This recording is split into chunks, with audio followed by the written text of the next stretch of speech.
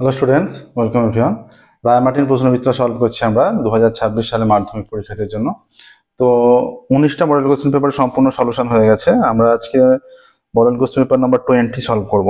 ঠিক আছে, page number 599 পাতার মডেল কোশ্চেন পেপার 20 একের দাগের থেকে সলভ করা শুরু করছে। একের দাগের একেরটা। প্রথমে এমসিকিউ একের দাগের, চক্রবৃদ্ধি সুদের পর্ব 2। সুদের পর্ব 2 মানে 6 মাস ছাড়া সুদ নির্ণয় করা হয়। তাহলে পি পরিমাণ টাকার R% হারে এন বছর পর হবে কত টাকা? তাহলে সুদের পর্ব 2 হলে তাহলে এইরকম হয়ে যাবে যে যেহেতু সুদের পর্ব 2, তাহলে পি ইন্টু পি টাকার 1 প্লাস আর। তাহলে যেহেতু দুটো পর্ব R/2 হয়ে যাচ্ছে, তার মানে 2টা নিচে চলে এসে 2 ইন্টু 100 হয়ে যাবে। ঠিক আছে, তারপরে এবার 2 ইন্টু এন, এনটা মানে কত সময় আছে সেটা, এক বছরে যেহেতু, ঠিক আছে, 2n হয়ে যাবে। তাহলে এটা হয়ে যাচ্ছে অপশন সি এর সঙ্গে ম্যাচ করছে। দেখো, P into option C, P into 1 plus R by যে 200 হয়ে যাবে এটা, তারপরে 2n, এত টাকা সমূল চক্রবৃদ্ধি। ঠিক আছে, n বছর পর বেড়ে এত টাকা হবে। দুই একটা x² - 3x + 2 সমীকরণের বীজ দুটি হলো এই যে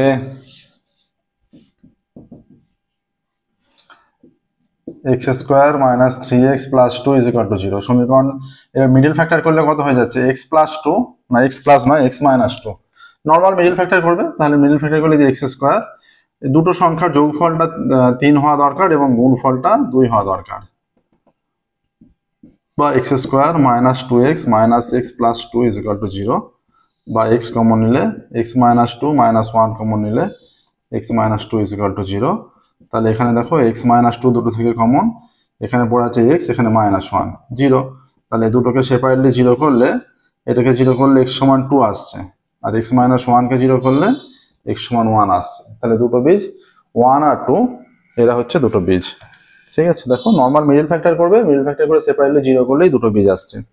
তাহলে 1 আর 2 আসছে বীজ দুটি, ডি এর আসছে 1 2, তিনেরটা। তিনের বলছে দুটি সদৃশ ত্রিভুজ এবিসি ও পিকিউআর। হ্যাঁ, তাহলে এবি ইজ টু পিকিউ বলা আছে। এটা তোমাদের প্লেলিস্টে আছে, দেখবে যে গুরুত্বপূর্ণ প্রয়োগ যেগুলো ইম্পর্টেন্ট মাধ্যমিকের জন্য সেগুলো দেওয়া আছে।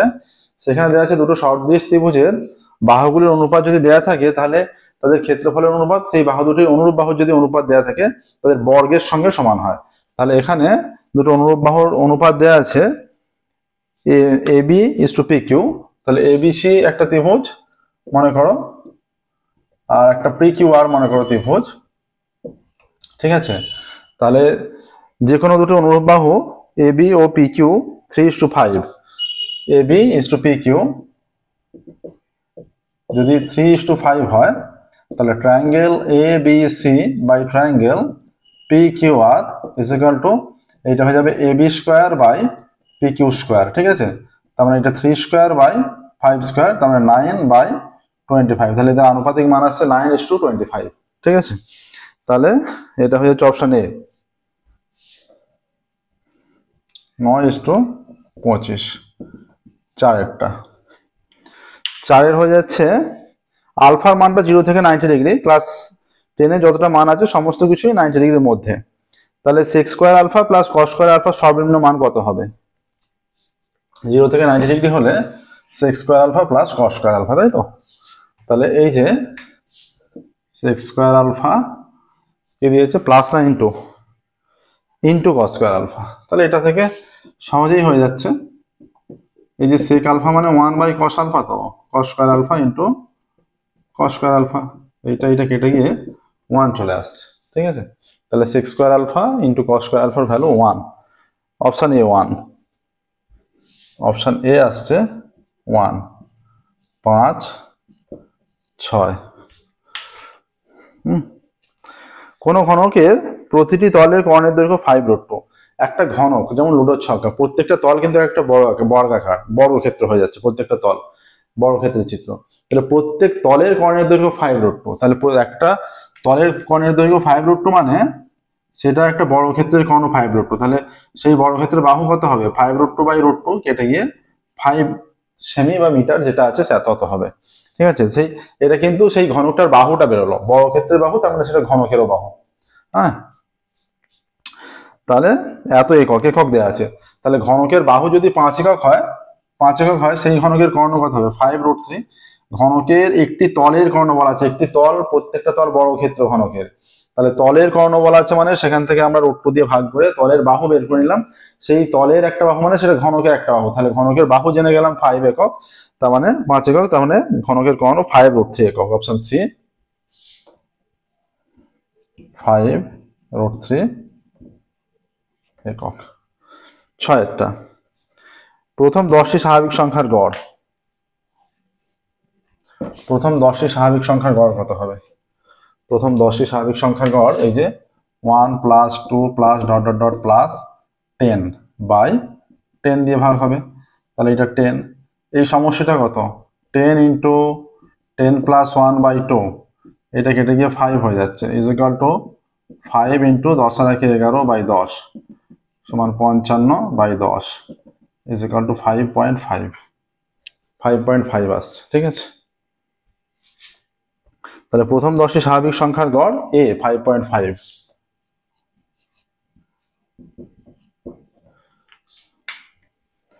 আচ্ছা, দেখো এখানে একের দাগের গুলো কমপ্লিট হয়ে গেছে, 599 পেজের একের দাগের গুলো কমপ্লিট হয়েছে।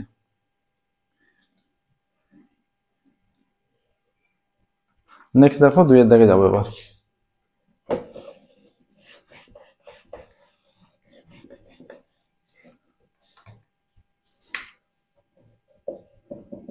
দুইয়ের দাগের একেরটা কি বলা আছে? শূন্যস্থান পূরণ করতে বার্ষিক সরল সুদের হার 1% হলে 1 টাকার 1 বছরের সুদ। বার্ষিক সরল সুদের হার 1%, তাহলে 1 টাকার 1% হারে 1 বছরের সুদ বাই 100 এত টাকা হবে।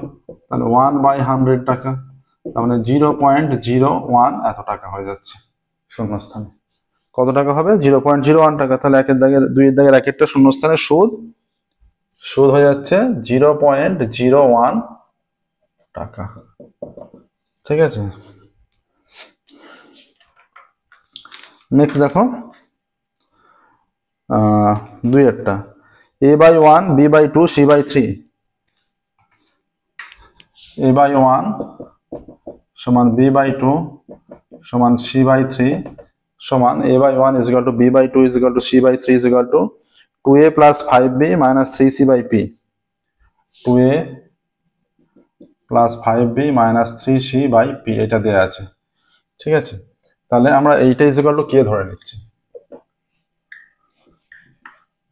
এইটা is equal to যদি k ধরি, তার মানে a is equal to কত হয়ে যাচ্ছে? k, b is equal to 2k, c is equal to 3k। তাহলে এইখানে এবার পুট করলে তার মানে 2a plus 5b minus 3c by p is equal to k হয়ে যাচ্ছে। বা a এর ভ্যালু 2 × k প্লাস 5, b এর ভ্যালু হচ্ছে 2k মাইনাস 3, c এর value 3k by p is equal to k। বা p × k is equal to এখানে আসছে 2k plus 10k minus 9k। বা p × k is equal to এখান থেকে হয়ে যাচ্ছে 2k আর এটা k হয়ে যাচ্ছে, তাহলে p × k is equal to 3k। k K cancel হয়ে গেলে p is equal to 3 আসছে, তাহলে এখানে শূন্যস্থানে 3 হবে। ঠিক আছে, নেক্সট দেখো 3 এর দাগের।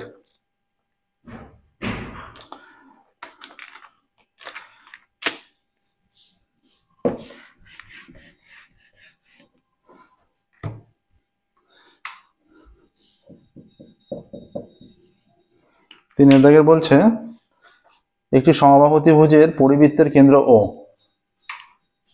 এটা মনে করো একটা বৃত্ত আর এখানে এটা সমবাহু ত্রিভুজ, এটা এ বি সি, এটা মনে করো কেন্দ্র ও। ঠিক আছে, পরিবৃত্তের কেন্দ্র ও। তাহলে বলছে যে কোনো একটি বাহুর দ্বারা উৎপন্ন সম্মুখ কেন্দ্রস্থ কোণ, যে কোনো বাহু, তাহলে এইটা ও হলে আমরা যে কোনো বাহু বিসি দ্বারা সম্মুখ কেন্দ্রস্থ কোণ কত হবে? তাহলে সমবাহু ত্রিভুজের প্রত্যেক কোণ 60 ডিগ্রি করে হয়, তিনটে বাহু সমান, তিনটে কোণ সমান, তার মানে 60 ডিগ্রি। তাহলে এই বিসি বৃত্তচাপের সাপেক্ষে এই বৃত্তস্থ কোণ 60 হলে কেন্দ্রস্থ কোণ তার দ্বিগুণ, সম্মুখ কেন্দ্রস্থ কোণ তার দ্বিগুণ, তার মানে 60 এর দ্বিগুণ 120, তাহলে 120 ডিগ্রি। যে কোনো বাহু দ্বারা এই সমবাহুত্রিভুজের যে কোনো বাহু দ্বারা উৎপন্ন সম্মুখ কেন্দ্রস্থ কোণের মান 120 ডিগ্রি। ঠিক আছে, নেক্সট চারেরটা দেখো। 30 ডিগ্রি 30 মিনিট, তাই তো, সমান কত রেডিয়ান? এবার এই যে 30 ডিগ্রি 30 মিনিট আছে, এটাকে আমরা কি করব, 30 প্লাস এই যে আমরা কি জানি 60 degree is equal to 60 minute is equal to 1 degree, তাহলে 1 minute is equal two 1/60, 30 minute is equal two এত ডিগ্রি হয়ে যাচ্ছে, তার মানে 30/60 ডিগ্রি কেটে গিয়ে হাফ এত ডিগ্রি হয়ে যাবে। তাহলে এত প্লাস হাফ এত ডিগ্রি হয়ে যাচ্ছে, 2 লসাগু 60 প্লাস 1 এত ডিগ্রি, তার মানে 61/2 এত ডিগ্রি হয়ে যাচ্ছে। ঠিক আছে, তাহলে এবার সিম্পলিফাই করবে, আমরা কি জানি 180 degree is equal to pi radian, 1 degree is equal to পাই/180 রেডিয়ান, আর 61/2 degree is equal to pi into 61 এটা হবে 2 ইন্টু 180 এত রেডিয়ান। ঠিক আছে, তাহলে 61 পাই রেডিয়ান বাই 360, 61/360 রেডিয়ান, 61/360 অত রেডিয়ান, তাহলে 61 পাই/360 হয়ে যাচ্ছে শূন্য স্থানে চারেরটা, 61 পাই/360, 5 6। 5-এর কি বলছে, একটি লম্ববৃত্তাকার চোঙের ভূমির ব্যাসার্ধ 3 সেমি এবং উচ্চতা 8 সেমি। লম্ববৃত্তাকার চোঙ,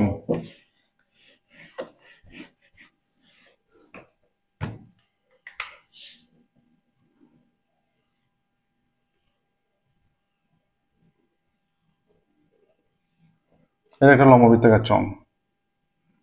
ঠিক আছে, এর ভূমির ব্যাসার্ধ, এখান থেকে এটা ভূমির ব্যাসার্ধ 3 সেমি। ঠিক আছে, লম্ববৃত্তাকার চোঙের ভূমির ব্যাসার্ধ 3 সেমি আর উচ্চতা 8 সেমি। তাহলে ব্যাসার্ধ 3 সেমি হলে এটা ব্যাস হয়ে যাচ্ছে 6 সেমি, হ্যাঁ, ব্যাস 6 সেমি হয়ে যাচ্ছে, আর উচ্চতা কত সেমি বলা আছে, 8 সেমি। তাহলে এইটা 6 আর এইটা 8, তাহলে এর মধ্যে যে সবচেয়ে বড় দণ্ড রাখা যাবে সেটা হচ্ছে কর্ণ বরাবর, কর্ণ বরাবর সবচেয়ে বড় দণ্ড রাখা যাবে। ঠিক আছে, বলছে চোঙটির ভেতরে সর্বাপেক্ষা লম্বা যে দণ্ড রাখা যাবে তার দৈর্ঘ্য কত।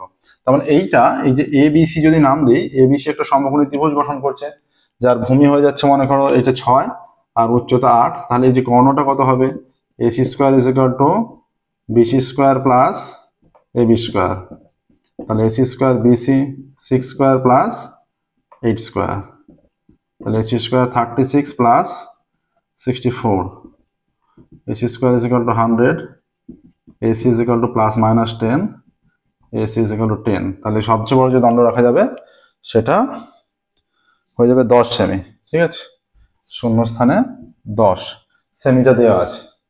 ঠিক আছে, নেক্সট দেখো, ক্রমযৌগিক পরিসংখ্যার লেখচিত্র বক্ররেখাকে ড্যাশ বলে। ক্রমযৌগিক পরিসংখ্যার, তোমরা এগুলো সলভ করেছো, ক্রমযৌগিক পরিসংখ্যার লেখচিত্র যে বক্ররেখা পাওয়া যায় তাকে ওজাইভ বলা হয়, এবং ওজাইভের মানও, ওজাইভ অঙ্কনও পড়ে, ওজাইভ অঙ্কনও শিখতে হবে ভালোভাবে। ঠিক আছে, তাহলে এটা ওজাইভ হবে,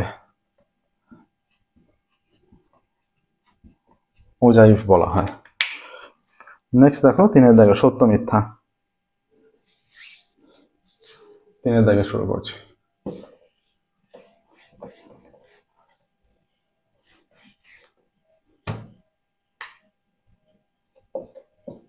তিনের দাগের একটা বলছে AOB কে 33 টাকা 1/6:1/5 অনুপাতে ভাগ করে দিলে B 18 টাকা পাবে। তাহলে 1/6:1/5, তাহলে এটাকে যদি আমরা আনুপাতিক মানটাকে সরল আকারে প্রকাশ করি, 30 দিয়ে গুণ করবো দুটোকে, 30 দিয়ে গুণ করলে এটা 5:6 হয়ে যাবে। ঠিক আছে, তাহলে এবার 33 টাকা ভাগ করে দেওয়া হচ্ছে AOB কে, A প্রথমে আছে B পরে আছে, তাহলে B পাবে 18 টাকা। আমরা দেখছি তাহলে B কত পাবে বের করে দেখছি, তাহলে B পাবে এই যে 6 এর আনুপাতিক মান 6/5 প্লাস 6 ইন্টু 33 এত টাকা, তাহলে 6/11 ইন্টু 33 এত টাকা, কেটে গিয়ে এটা 3 আসছে, ইজ ইকুয়াল টু 18 টাকা, বি পাবে 18 টাকা, এটাই বলা আছে, তাহলে এটা সত্য হয়ে যাচ্ছে। নেক্সট দেখো 2 এরটা, তাহলে এটা সত্য আসছে। হ্যাঁ, নেক্সট বলছে 2x square minus 6x plus 9 সমীকরণের বীজ দেওয়ার সমষ্টি 3।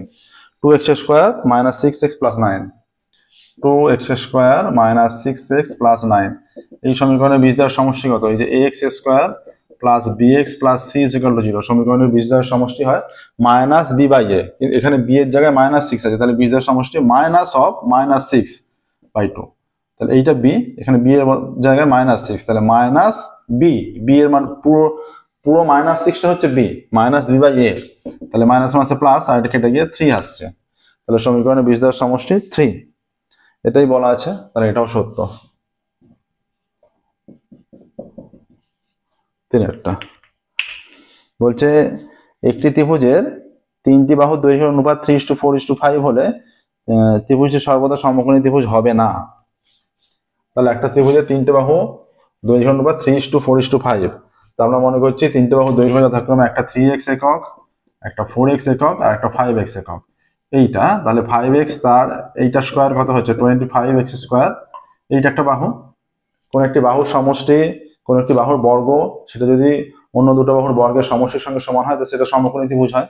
তাহলে এই যে 3x তার স্কোয়ার প্লাস 4x তার স্কোয়ার, এটা 9x square plus 16x square, এটা হচ্ছে 25x স্কোয়ার, এই যে এই দুটো বাহু দৈর্ঘ্যের বর্গের সমষ্টি এর বর্গের সমষ্টির সঙ্গে সমান হচ্ছে, তাহলে এটা সর্বদা সমকোণী ত্রিভুজ হয়ে যাচ্ছে। কিন্তু এখানে হবে না বলেছে, তাই এটা মিথ্যা। হবে না বলেছে, এটা সমকোণী ত্রিভুজ হচ্ছে কিন্তু হবে না বলেছে, তাই মিথ্যা এটা। 4, 5, 6, 4টা কি বলা আছে? যখন সূর্যের উন্নতিকোণ 45 ডিগ্রি এর কম তখন একটি স্তম্ভের ছায়া দৈর্ঘ্য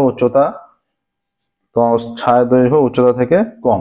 দেখো সূর্যের উন্নতিকোণ যতক্ষণ 0 থেকে বেড়ে বেড়ে 45, তখন পর্যন্ত 45 ডিগ্রিতে ছায়ার দৈর্ঘ্য আর স্তম্ভের দৈর্ঘ্য সমান হয়। 45 ডিগ্রি কোণ যখন ছায়ার দৈর্ঘ্য স্তম্ভের দৈর্ঘ্য সমান, এটা খেয়াল রাখবে। এবার যতক্ষণ 45 এর কম আছে তখন ছায়ার দৈর্ঘ্য বেশি, কোণ যখনই 45 এর বেশি হবে ছায়ার দৈর্ঘ্য স্তম্ভের দৈর্ঘ্য হচ্ছে কম। ঠিক আছে, এবার এখানে কি বলা আছে? 45 এর সূর্যের উন্নতিকোণ 45 এর কম তখন স্তম্ভটার দৈর্ঘ্য ছায়ার দৈর্ঘ্য অপেক্ষা কম হবে। হ্যাঁ, 45 এর কম হলে ছায়ার দৈর্ঘ্য বেশি হবে। হ্যাঁ, সূর্যের উন্নতিকোণ 45 এর চেয়ে কম, তার মানে ধরো 30 ডিগ্রি, তখন স্তম্ভের ছায়ার দৈর্ঘ্য, আচ্ছা স্তম্ভের ছায়ার দৈর্ঘ্য, স্তম্ভটার ছায়ার দৈর্ঘ্য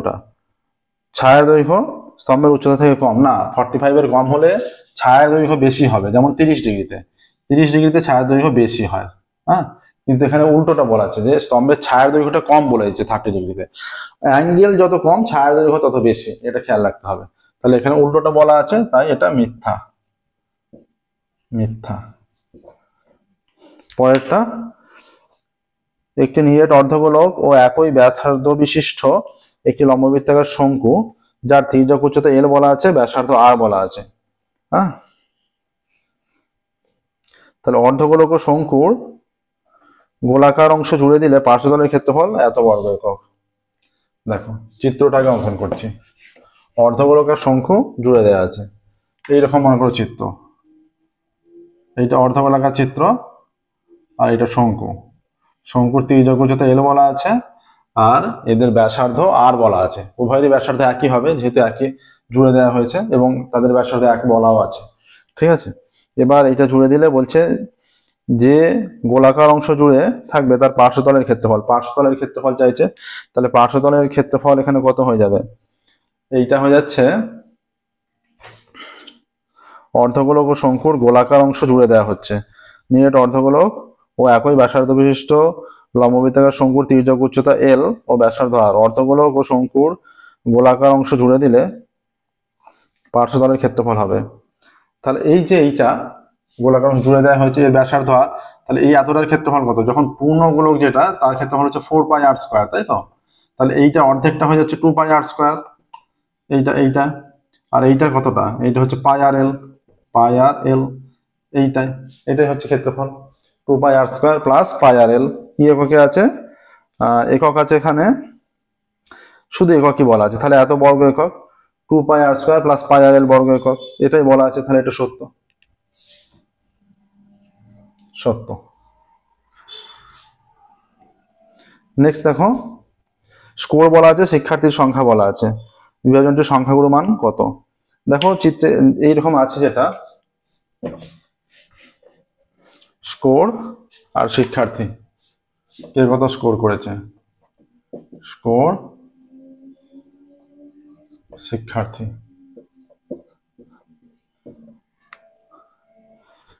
1 2 3 4 5, 1 2 3 4 5, ঠিক আছে। আর এখানে বলেছে 3 6 4 7 5, 3 6 4 7 5, 3 6 4 7 5। তাহলে বলছে বিভাজনের সংখ্যাগুলো মান, শিক্ষার্থী সংখ্যা পরিসংখ্যা কোনটা, শিক্ষার্থী সংখ্যাটা পরিসংখ্যা, ঠিক আছে। এখানে সর্বাধিক মান হচ্ছে 7, তাহলে সংখ্যাগুলো মান কত, এখানে সবচেয়ে বেশি বার আছে, এই 4 মার্কসটা সবচেয়ে বেশি জন পেয়েছে, সেটা 7 জন পেয়েছে। 4 মার্কসটা সবচেয়ে বেশি জন পেয়েছে, 7 জন পেয়েছে, তাহলে সংখ্যাগুলো মান 4 হচ্ছে, ঠিক আছে। তাহলে এখানে কি বলা আছে, সংখ্যাগুলো মান 3, তাহলে ভুল বলা আছে, মিথ্যা। নেক্সট দেখো 4 দিকে যাব, যেগুলো 2 নম্বর করে আছে সেগুলো একটু বিস্তারিত ব্যাখ্যা করে করতে হবে, যেহেতু 2 মার্কস আছে ক্যালকুলেশন দেখাতে হবে, ঠিক আছে। 4 দাগে একটা 10,000 টাকা 10% চক্রবৃদ্ধি সুদে 2 বছরের সমূল চক্রবৃদ্ধি কত। আসল সমান 10,000 টাকা, আসল সমান 10,000 টাকা, সুদের হার কত, সুদের হার ইজ ইকুয়াল টু 10%, আর সময় 2 বছর,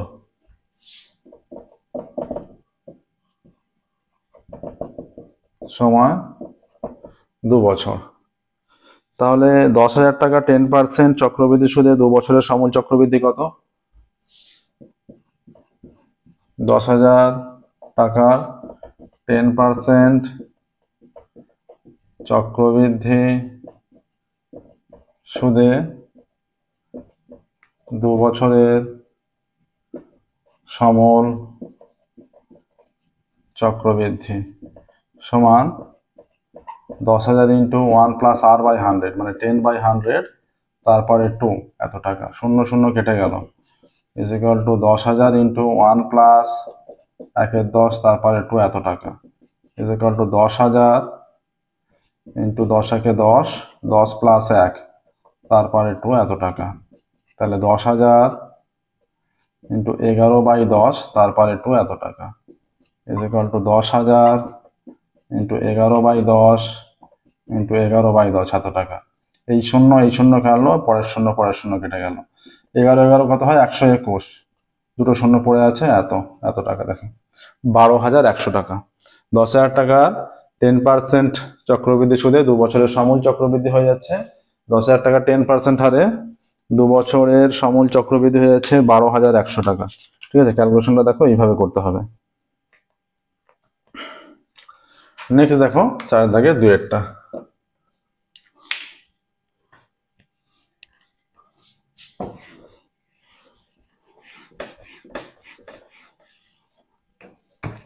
4 দাগের 2 অঙ্ক বলছে, সময় 2 বছর বৃদ্ধি পেলে 625 টাকার সুদ বৃদ্ধি পায় 25%। সময় 2 বছর বৃদ্ধি পাচ্ছে, হ্যাঁ, বার্ষিক সুদের হার নির্ণয় করতে বলেছে। আচ্ছা, আমরা ধরছি আসল পি, সুদের হার আর, এবং সময় টি। ধরি আসল সমান পি টাকা, সময় সমান টি বছর, আর সুদের her is equal two r%, ঠিক আছে। সুদের হার r%। তাহলে এখানে আমরা সুদটা বের করে নিচ্ছি, বার্ষিক সুদের হার নির্ণয় করতে বলেছে। অতএব সুদ কত হয়ে যাচ্ছে, সুদ হয়ে যাচ্ছে P into R into T by 100, এত টাকা, ঠিক আছে। এইটা হয়ে যাচ্ছে। আমরা ধরে নিচ্ছি, ধরি PRT by 100 is equal to X, এটা ধরে নিচ্ছি। পুরো মানটা সমান এক্স ধরা রইল। এবার সময় 2 বছর বৃদ্ধি পেলে সময় হবে, সময় 2 বছর বাড়লে সময় হবে সমান t+2 বছর, ঠিক আছে। আর তখন সুদ বেড়ে যাচ্ছে, তখন সুদ হয়ে যাচ্ছে 625 টাকার, বলে দিয়েছে টাকাটা উল্লেখ করা আছে, 625 টাকার সুদ বৃদ্ধি পায়। এখানে হবে আসল 625, এটা 625 হয়ে যাবে, আসল সমান 625 টাকা, এখানে 625 এত টাকা, ঠিক আছে।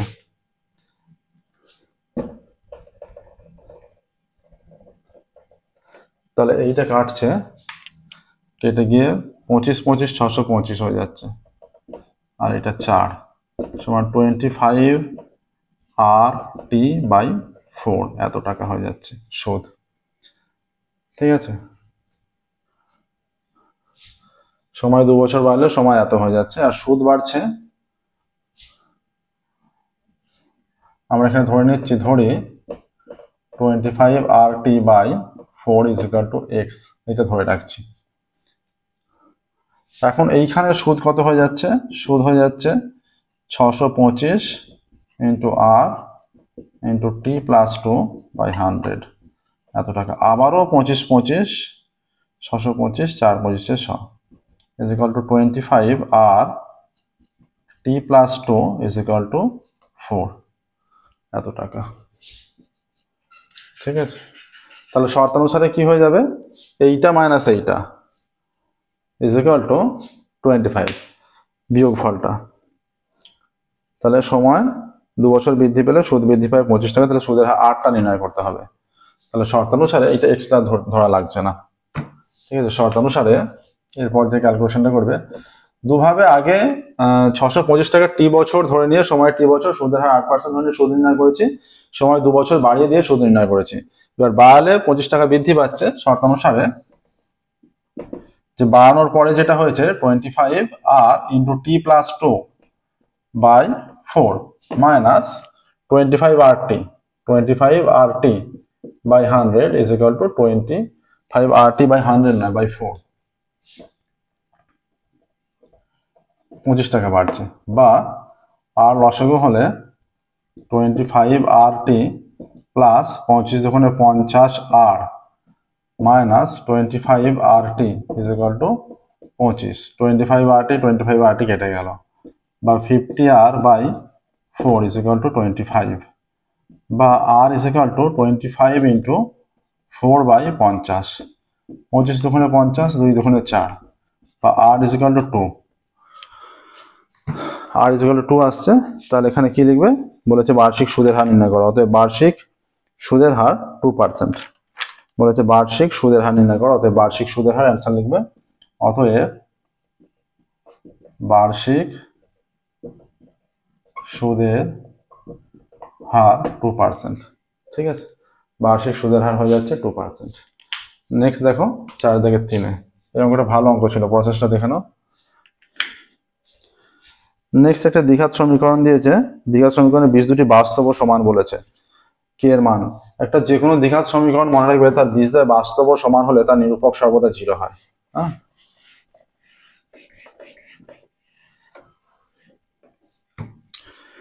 সমীকরণটা দেওয়া আছে 3x² - 5x + 2k, 3x² - 5x + 2k সমান 0, 3x² - 5x + 2k সমান 0।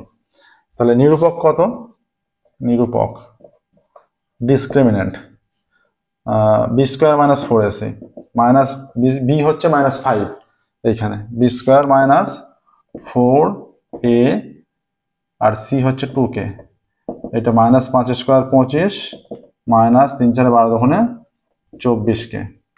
যেহেতু সমীকরণের বীজ দুটি বাস্তব ও সমান, যেহেতু সমীকরণের বীজ দুটি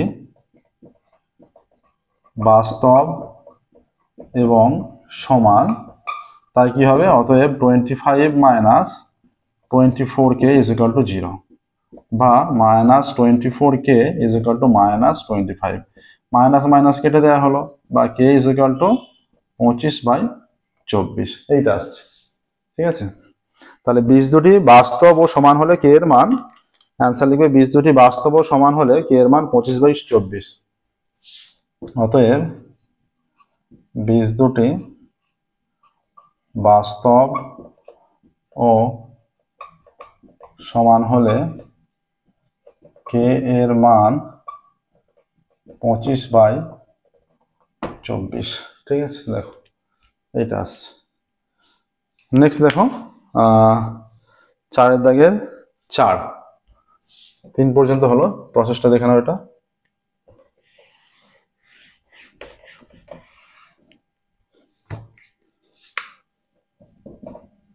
4 দেওয়া আছে √7 minus √5 by √7 plus √5, √7 minus √5 by √7 plus √5 is equal to a plus b √5 দেওয়া আছে, তাই তো? না, a প্লাস b √35, এ ও b এর মান নির্ণয় করতে বলেছে, a প্লাস b √35, এইটা। তাহলে আমরা এখানে কি করব, কর্ণ নিরসন করছি, তারপর মানের তুলনা করব, উভয় দিকে মানের তুলনা করে a ও b এর মান নির্ণয় করব। এইটা হয়ে যাচ্ছে √7 প্লাস √5, এটা √7 মাইনাস √5, এখানে হয়ে যাচ্ছে √7 minus √5 into √7 minus √5 is equal to a plus b √35। তাহলে এখানে দেখো লব প্লাস হর ইন্টু লব মাইনাস হর, a plus b into a minus b, সূত্র প্রয়োগ করলে a square minus b square, আর এটা √7 মাইনাস √5 তার হোল স্কোয়ার হয়ে যাচ্ছে, a প্লাস b √35, বা √7 স্কোয়ার 7 মাইনাস √5 স্কোয়ার 5, এইটা হয়ে যাচ্ছে √7 square minus 2 into √7 into √5 plus √5 square is equal to a plus b √35। এইখানে হয়ে যাচ্ছে 7 minus 5 2, √7 square 7 minus 2 √35 plus √5 square 5 is equal to a plus b √35, বা 7 আর 5 12 minus 2 √35 by 2 is equal to a plus b √35। তাহলে এখানে এবার আসছে, যদি 2 দিয়ে ভাগ করে দিই, এটা 6 minus √35 is equal to a plus b √35, উভয় দিক তুলনা করলে দেখো, অতএব a সমান চলে আসছে 6, আর b এর সহগ কিছু নেই, মানে মাইনাস মাইনাস আছে, তার মানে সহগ -1। ঠিক আছে, যদি প্লাস থাকতো সহগ +1। ঠিক আছে, যেহেতু দুটো উভয় দিকে √35 আছে, তার সহগগুলো সমান হবে, তাহলে b ইজ ইকুয়াল টু -1 আর a is equal to 6, a is equal to 6, b is equal to -1, এই হচ্ছে a ও b এর মান। ঠিক আছে, নেক্সট দেখো 4 দাগের 4 হলো, তো 4 দাগের 5-এর অঙ্ক যাবো, এর প্রসেসটা দেখো।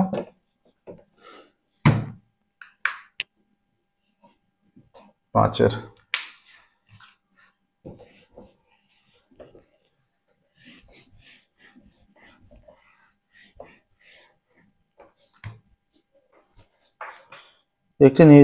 একটু কি বলেছে 5-এরটা, এবিসি ত্রিভুজের পরিবৃত্তের কেন্দ্র ও এ বিন্দু থেকে বিসি যা কেন্দ্রের দুটি বিপরীত পার্শ্বে অবস্থিত, বিওসি 120।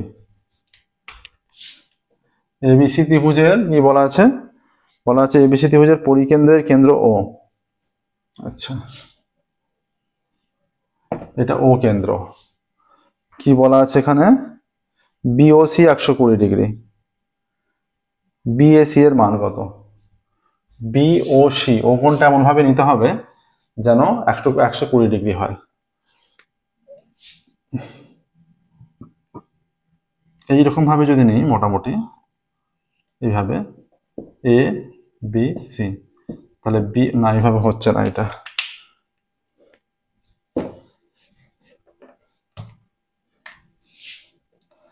একটা 20 ডিগ্রি 120 ডিগ্রি কোণ, মানে এই কোণটা যদি 120 ডিগ্রি হয়ে যায়, তাহলে তার যেটা পরিকেন্দ্রের কেন্দ্র সেই ত্রিভুজের বাইরে অবস্থিত হবে।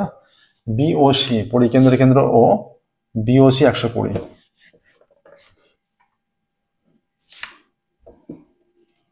এই একটা ত্রিভুজ পরিকেন্দ্রের কেন্দ্র ও, তাহলে 120 ডিগ্রি হয়ে যাচ্ছে মোটামুটি। এটা যদি এবিসি নিই, বিওসি 120 ডিগ্রি, এবিসি এর পরিকেন্দ্র, বিওসি 120, এই কোণটা 120 হয়ে যাচ্ছে। ঠিক আছে, এবিসি ত্রিভুজের পরিকেন্দ্রের কেন্দ্র ও, ত্রিভুজ এবিসি এর পরিকেন্দ্রের কেন্দ্র ও, ত্রিভুজ এবিসি এর পরিকেন্দ্রের কেন্দ্র ও। আচ্ছা, এ বিন্দু এবং বিসি যা কেন্দ্রের দুটি বিপরীত পার্শ্বে অবস্থিত। এ বিন্দু এবং বিসি যা, ও বিপরীত দিকে অবস্থিত বলেছে, বিসি যা কেন্দ্রের, এ বিন্দু এবং বিসি যা, এ বিন্দু এবং বিসি যা কেন্দ্রের দুটি বিপরীত পার্শ্বে অবস্থিত। কেন্দ্রের দুটি বিপরীত পাশে অবস্থিত। ঠিক আছে, এ বিন্দু এবং বিসি যা কেন্দ্রের দুটি বিপরীত পার্শ্বে, পার্শ্বে বলা আছে, পার্শ্বে অবস্থিত। বিওসি 120, বিএসি এর মান কত? কোণ BOC is equal to 120 degree. তাহলে এখানে এ বিন্দু আর বিসি যা বিপরীত দিকে নিতে হবে, একই দিকে হয়ে গেছে।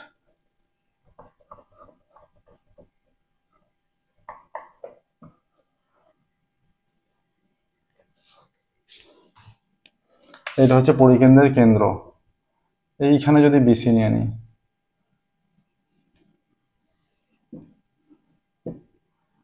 বা আরেকটু নিচের দিকে যদি নিই,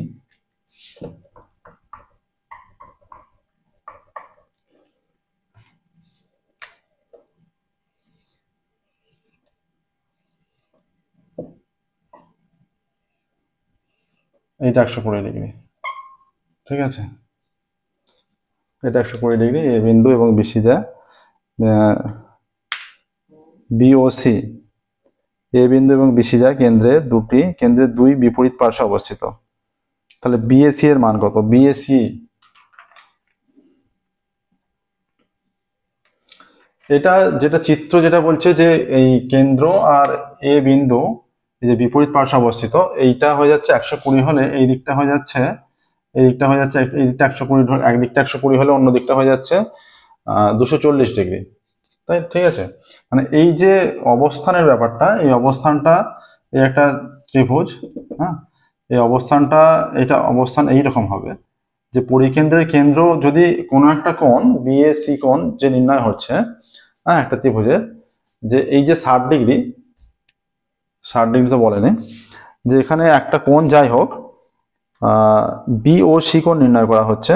বিওসি কোণ হলে এই যে বিওসি কোণ, এটা এ বি সি, এই যে বিওসি কোণ, সম্মুখ এই কোণটা 120, তাহলে সম্মুখ এই কোণটা 120 হলে এটা ত্রিভুজ, তো এটা ত্রিভুজ পরিকেন্দ্রের, তাহলে এইটা 120 হলে এইটা কত হচ্ছে? 30-30 হয়ে যাচ্ছে, 30-30 হয়ে যাচ্ছে। 30-30 হয়ে গেলে এইগুলো যদি 30-30 হয়ে যায়, তাহলে 60 মানটা বেশি হয়ে যাচ্ছে। এর অবস্থানের ব্যাপারটা হচ্ছে বিওসি কোণ 120 ডিগ্রি। তাহলে চিত্র অনুযায়ী এখানে যেটা অবস্থান, যে বিপরীত পার্শ্বে অবস্থান না করে একই পার্শ্বে অবস্থিত হবে, এইরকম। এর অবস্থানটা আমি করে রাখছি, এইরকম অবস্থান হবে, এ বি সি, এইটা ও, ঠিক আছে, বিওসি কোণ, এই কোণটা।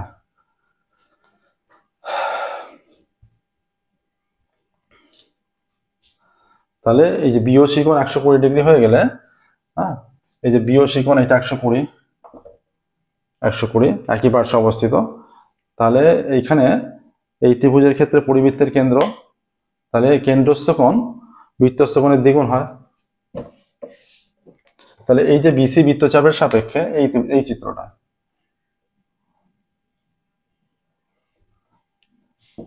বিসি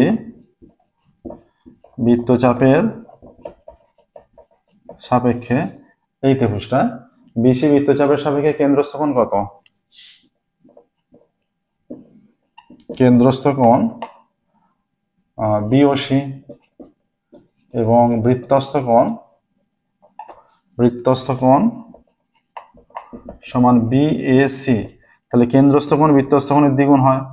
তাহলে কোণ বিওস বা এটা 2BAC 2 into BAC is equal two কোণ বিওসি বা 2 ইন্টু কোণ বিএসি। বিওসি এর মান 120, তাই তো, বা কোণ BAC is equal to 120 degree by 2 বা কোণ BAC is equal to 60 degree. Answer লিখবে অতএব কোণ বিএসি এর মান 60 ডিগ্রি। বিএসি কোণের মান 60 ডিগ্রি। ঠিক আছে, কি চেয়েছে এখানে? চেয়েছে বিএসি এর মান কত হবে। বিএসি কোণের মান 60 ডিগ্রি। নেক্সট দেখো 6এরটা।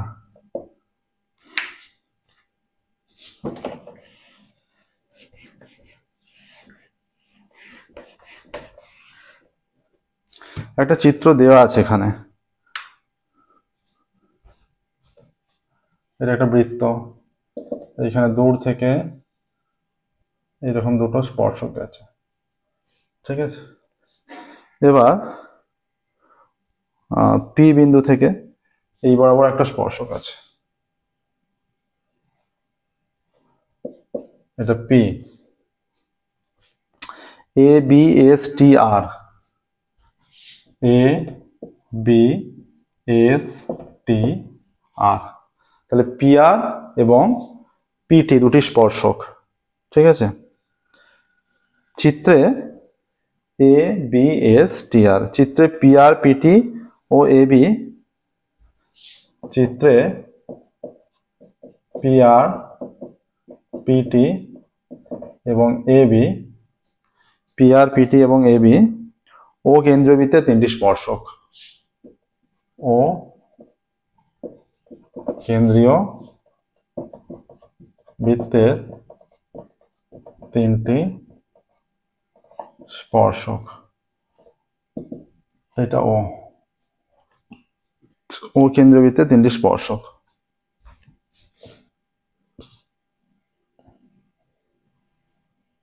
এইটা কোণ এপিবি 70 ডিগ্রি।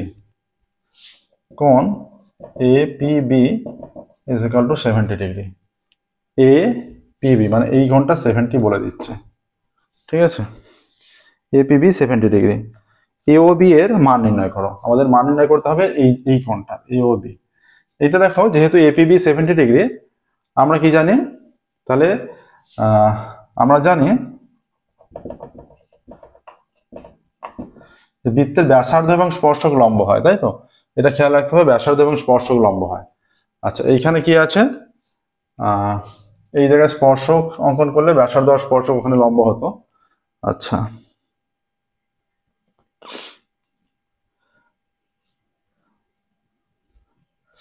এইটা হচ্ছে, এইটা একটা পাচ্ছি, এই কোণটা পেয়ে যাবো। যদি এটা যোগ করি, এখানে যোগ করা হয়, তাহলে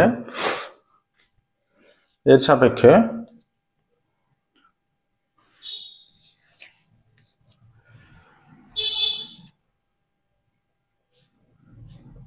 এইটা একটা ত্রিভুজ হয়ে যাচ্ছে। ত্রিভুজ হয়ে গেলে এখানে দেখো ও আর পারপেন্ডিকুলার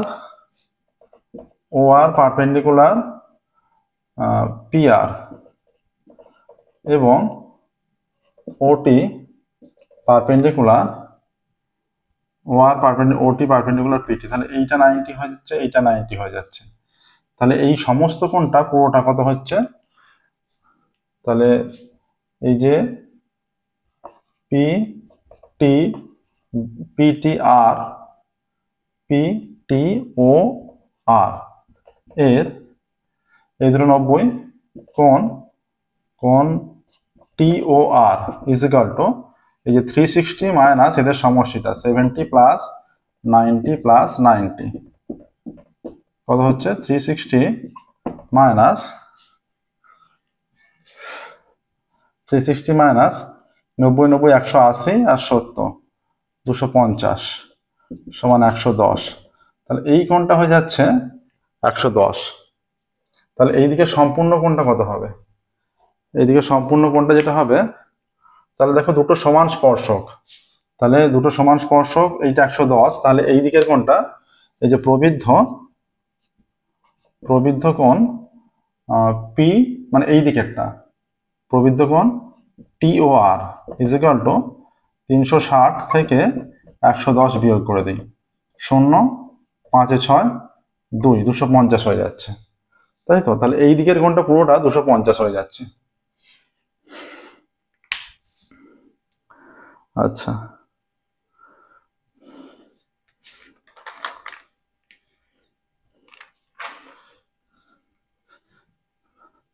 এই ত্রিভুজে যদি চলে আসে, এটা 70 দেওয়া আছে শুধুমাত্র, এটা স্পর্শক, তো এটা যেহেতু স্পর্শক, এখানে স্পর্শক দুদিকের পাটটা যেহেতু সমান হবে, এইটা সমান হচ্ছে, একে কেন্দ্র করে ত্রিভুজ অঙ্কন করলে সমান আসছে।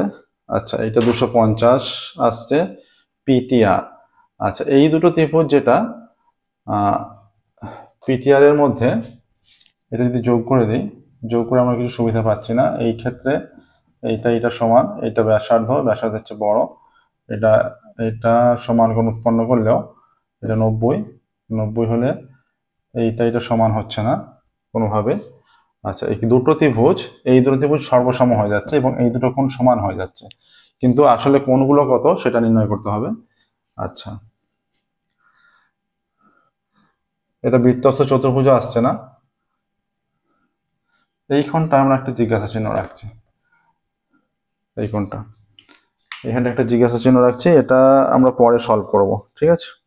6এরটা, 4 দাগের 6, কোণ AOB এর মান, AOB এর মান, এইখানটা যদি একটা স্পর্শক যোগ করি, এটা করা যায় কি দেখা যাক। এটা স্পর্শক যদি যোগ করি, তাহলে এইটা স্পর্শক, এইটা 90 ডিগ্রি হয়ে যাচ্ছে, এই চতুর্ভুজের এইটা 90 ডিগ্রি হয়ে যাচ্ছে, দুটো এই মানটা অজানা থাকছে। আচ্ছা, এই দুটো মান সমান। আচ্ছা, এইটা পুরোটা প্লাস এইটা, এদের সমষ্টি এখান থেকে আসছে না। আচ্ছা, কোন AOBটা আসছে না, তো AOBটা আমরা এখন বাদ রাখছি 6এরটা, বা আমরা ডেসক্রিপশন বক্সে এটা দিয়ে দেবো, ঠিক আছে? 7এরটা দেখো,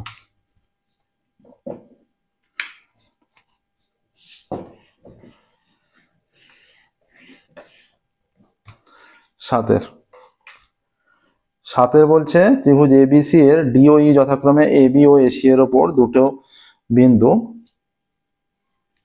ত্রিভুজ ABC এর AB ও AC এর ওপর DOE দুটি বিন্দু, ত্রিভুজ ABC এর DOE দুটো বিন্দু, AB ও AC এর ওপর DOE দুটি বিন্দু, ত্রিভুজ ABC এর DOE যথাক্রমে AB ও AC এর উপর দুটি বিন্দু, ঠিক আছে? আচ্ছা, আর বলা আছে DE সমান্তরাল BC, DE সমান্তরাল BC প্রদত্ত, ঠিক আছে? AD সমান x, AB সমান 2x প্লাস 2, AD সমান x আর AB সমান 2x plus 2, AB is equal to 2x plus 2, আর AE সমান x মাইনাস 2, AE সমান x মাইনাস 2, আর EC কত? EC x minus 1, EC is equal to x minus 1। এখানে দেখো AB বলা আছে, AB পুরোটার AD বলা আছে, অতএব DB কত? DB হয়ে যাচ্ছে AB মাইনাস AD, AB এর মান হচ্ছে 2x plus 2 minus x is equal to x plus 2। তাহলে যেহেতু DE সমান্তরাল BC, তাই AD by DB is equal to AE by EC, বা AD হয়ে যাচ্ছে, এখানে AD বলা আছে x, by DB is equal to x plus two is equal to এই হয়ে যাচ্ছে x minus two by EC হয়ে যাচ্ছে এক্স মাইনাস ওয়ান, বা এখানে হয়ে যাচ্ছে x into x minus one is equal to x into এই যে x plus two into x minus two, বা x square minus x is equal to a plus b a minus b x square minus two square, x square cancel, বা minus x is equal to minus four, minus minus cancel, বা x is equal to four. অতএব x এর মান হয়ে যাচ্ছে, x এর মান 4, x এর মান আসছে 4। দেখো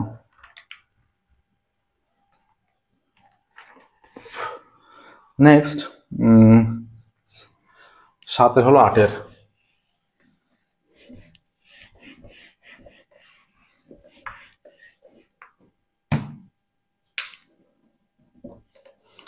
বলছে sine 6 theta plus cos 6 theta plus 3 sine square theta cos square থিটার মান।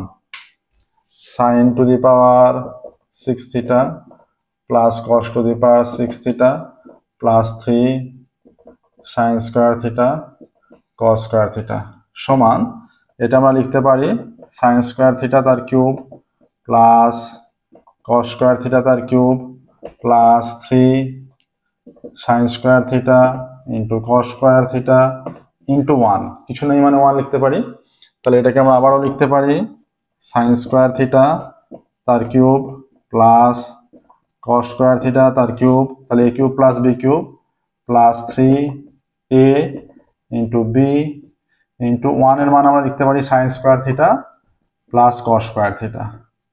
Sign square theta plus cos square theta তো 1, তাই 1 এর জায়গায় এটা লিখলাম। তাহলে এটা দেখো এ প্লাস বি হোল কিউবের সূত্র কি, A cube plus B cube plus 3ab into A plus B, এটা এ প্লাস বি হোল কিউবের সূত্র। এ এর মান হচ্ছে সাইন স্কয়ার থিটা আর এটা কস স্কয়ার থিটা, এ প্লাস বি হোল কিউব, এটা হচ্ছে 1 এর কিউব সমান 1। অতএব উত্তর লিখবে sine 6 theta plus cos 6 theta plus 3 sine square theta cos square theta এর মান 1। ঠিক আছে, নেক্সট দেখো tan 4 থিটা tan 6 থিটা দিয়ে একটা অঙ্ক আছে 9-টা।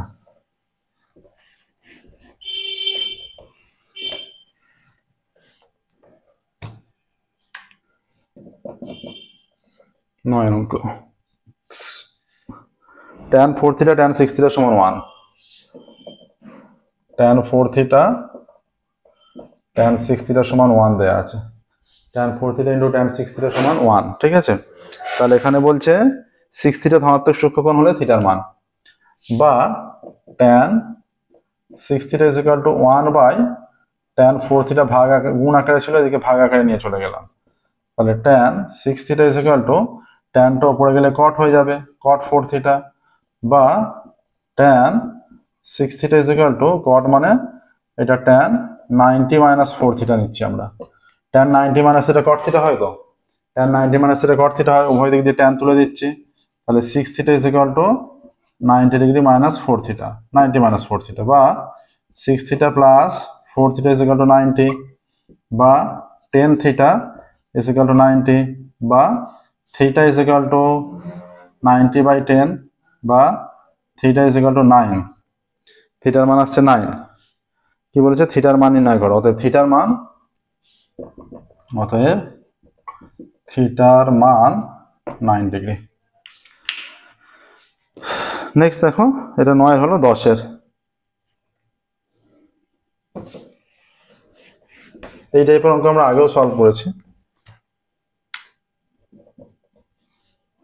10-এর অঙ্ক কি বলছে, দুটি গোলকের বক্রতলের ক্ষেত্রফল 1:4, তাদের আয়তন অনুপাত নির্ণয় করো। ধরি প্রথম গোলকের ব্যাসার্ধ r1 একক এবং দ্বিতীয় গোলকের ব্যাসার্ধ r2 একক। প্রথম গোলকের ব্যাসার্ধ r1 একক এবং দ্বিতীয় গোলকের ব্যাসার্ধ r2 একক। তাহলে প্রথম গোলকের প্রথম গোলকের বক্রতলের ক্ষেত্রফল সমান 4 পাই r1 স্কয়ার বর্গ একক, আর দ্বিতীয় গোলকের বক্রতলের ক্ষেত্রফল সমান 4 পাই r2 স্কয়ার বর্গ একক। এবার তাদের অনুপাতটা বলে দিয়েছে, তাহলে শর্তানুসারে হয়ে যাচ্ছে 4 pi r1 square is to 4 pi r2 square is equal to 1 is to কত বলা আছে 1:4,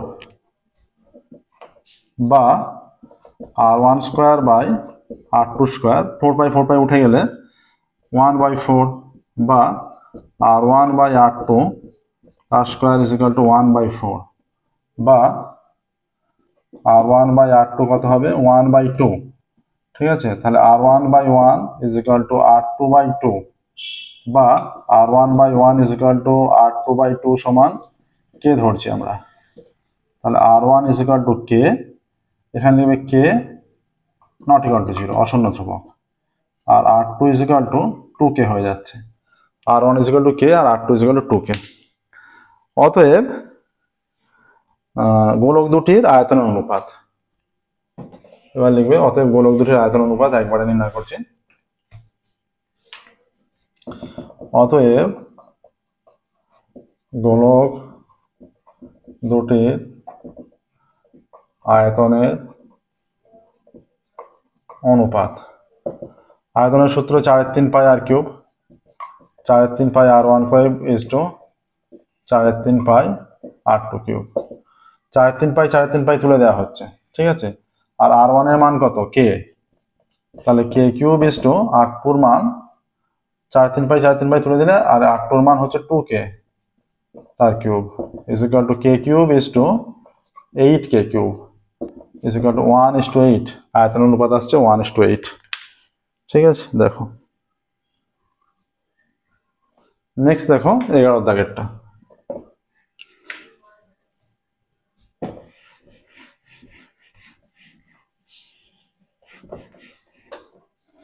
এবার দাগের বলছে একটি ঘনকের মধ্যে সর্ববৃহৎ যে গোলক আঁকা যায় তার ব্যাসার্ধ 2√3 সেমি হলে ঘনকের মধ্যে সর্ববৃহৎ যে গোলক আঁকা যাবে তার ব্যাসার্ধ সমান 2√3।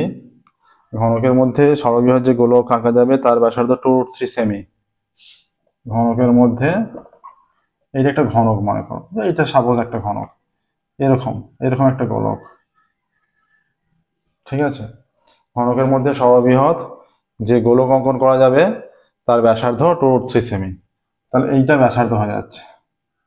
আর কি বলেছে, বলে দিয়েছে যে ঘনকের আয়তন, তাহলে ঘনকের আয়তন কত হবে, এখান থেকে সরাসরি হয়ে যাচ্ছে ঘনকের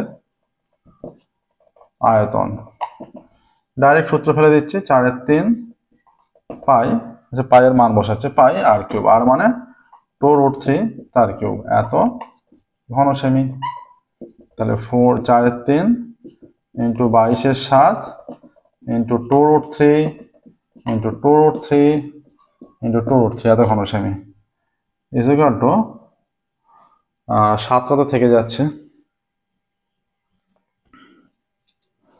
ঘনকের মধ্যে সর্ববৃহৎ যে গোলক আঁকা যাবে তার ব্যাসার্ধ, ও ঘনকের আয়তন চেয়েছে, তো না ঘনকের আয়তন তো এটা হবে না, ঘনকের আয়তনের সূত্র এটা না। তাহলে ঘনকের বাহু, সর্ববৃহৎ যে গোলক আঁকা যাবে তার ব্যাসার্ধ মানে এইটা, তাহলে বাহু কত হবে, ঘনকের বাহু সমান 2 ইন্টু 2√3 বা 2√3 ইন্টু 2√3 এত সেমি, তাহলে 4√3 সেমি। এটা হচ্ছে ঘনকের বাহু। ঠিক আছে, অতএব ঘনকের আয়তন সমান 4√3 তার হোল কিউব এত ঘন সেমি, সমান 4√3 ইন্টু 4√3 ইন্টু 4√3 এত ঘন সেমি, 4×4 = 464 ইন্টু 3√3 ঘন সেমি। 3 4 12 2 হাতে 1 3 4 18 19 192 root 3 ঘনসেমি।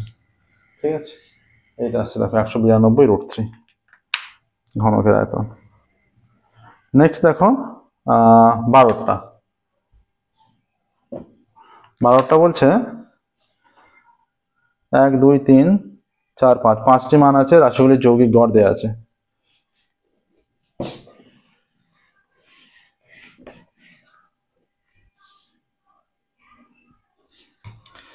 Seven x minus 3 10, 7x minus 3 10, x plus 3 x minus 5, x plus 3 x minus 5 এদের যৌগিক গড় 15, তাই তো? এদের যৌগিক গড় 15। তাহলে 5টা মান আছে, অতএব 7 plus x minus 3 plus 10 x plus 3 plus x minus 5 by 5, এটা 15, বা এই যে -3 plus 3 কেটে দিচ্ছি, 1 2 3 3x, 10 এর সাথে 17 minus 5 12 is equal to 5 15 75, বা 3x is equal to 75 minus 12, বা 3x is equal to 3 6, বা x is equal to 63 by 3, বা x is equal to 21। ঠিক আছে, এবার মধ্যমা চেয়েছে, তাহলে বাকি মানগুলো বের করে নাও। x minus 3 কত? x minus 3 সমান 21 minus 3 18, হ্যাঁ, আর x plus 3 সমান 21 plus 3 সমান 24, আর একটা মান বলে দিয়েছে x minus 5, x minus 5 is equal to 21 minus 5 সমান 16। ঠিক আছে, তাহলে 7x minus 3 সমান 18, আর 10, x plus 3 সমান 24, আর তারপরে আছে x minus 5 সমান 16। এদের ঊর্ধ্বক্রমে সাজালে কত হচ্ছে? ঊর্ধ্বক্রমে সাজালে পাবো 7 10 16 18 24। তাহলে এখানে মধ্যমা কত? অতএব মধ্যমা, মাঝের মানটা মধ্যমা হয়ে যাবে। বিজোড় সংখ্যক পদ আছে, ঊর্ধ্বক্রমে সাজিয়ে নেওয়া আছে, আর বিজোড় সংখ্যক পদ আছে, তাহলে মাঝের সংখ্যাটা মধ্যমা। মাঝের সংখ্যা কত আসছে? 16, তাই তো? মাঝের সংখ্যা আছে 16, তাহলে নির্ণয় মধ্যমা সমান 16। দেখো, এর সাথে সাথে আজকের ক্লাস কমপ্লিট হচ্ছে। মডেল কোশ্চেন পেপার 20 599 পেজের 1 2 3 4 চারটে দাগের কোশ্চেন সলভ হলো। আজকের ক্লাস আমরা এখানে স্টপ করছি, ফিরে পরবর্তী ক্লাসে এবং 5 এর দাগ থেকে সলভ করা শুরু করবো। আজকের মতো এখানে স্টপ করছি। Thank you very much everyone.